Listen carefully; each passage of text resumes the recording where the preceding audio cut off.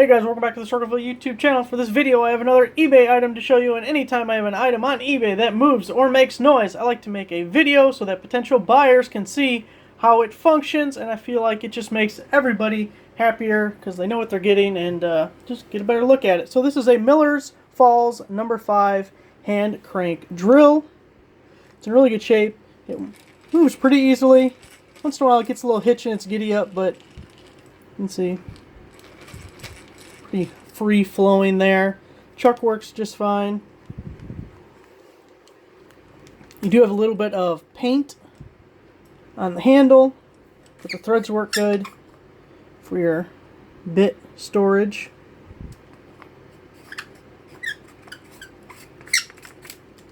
Also do have a little bit of paint or something there, but it's an old tool. You should expect some of that stuff, but the wood's in good condition. Works well. Might need a little bit of cleaning. This is exactly how I got it. I don't clean anything. If I cleaned it, I'd have to charge twice as much, and that don't make anybody happy. So, thanks for watching.